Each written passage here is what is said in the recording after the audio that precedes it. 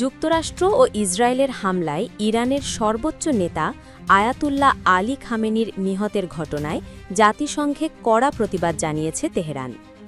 জাতিসংঘ মহাসচিব Antonio Guterres এবং নিরাপত্তা পরিষদের কাছে পাঠানো এক চিঠিতে এই হত্যাকাণ্ডের তীব্র নিন্দা জানিয়েছেন দেশটির পররাষ্ট্রমন্ত্রী আব্বাস আরাগচি।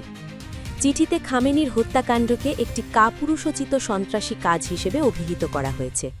এতে বলা হয়, এই ঘটনা একটি বিপজ্জনক ও নজিরবিহীন উত্তেজনা তৈরি করেছে, যা রাষ্ট্র কাঠামোর মৌলিক আদর্শ এবং জাতিগুলোর মধ্যে সভ্য আচরণের পরিপন্থী।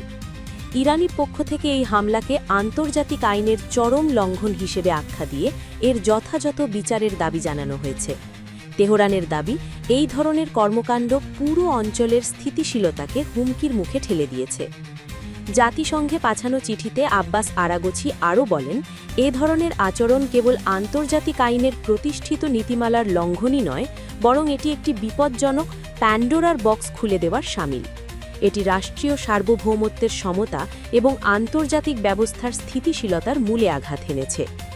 আরাগচি বলেন, ইরান অত্যন্ত গুরুত্বের সঙ্গে জাতিসংঘ মহাসচিব এবং নিরাপত্তা পরিষদের প্রতি আহ্বান জানাচ্ছে যেন তারা বিশ্ব শান্তি ও নিরাপত্তা রক্ষায় সনদে দেওয়া নিজ নিজ দায়িত্ব পালন করেন। তিনি আরও যোগ করেন, উল্লিখিত এই নৃশংস সন্ত্রাসী কর্মকাণ্ডের জন্য যুক্তরাষ্ট্র এবং ইসরায়েলি সরকারকে পুরোপুরি জবাবদিহিতার আওতায় আনতে অবিলম্বে কার্যকর ও সুনির্দিষ্ট পদক্ষেপ গ্রহণ করতে হবে।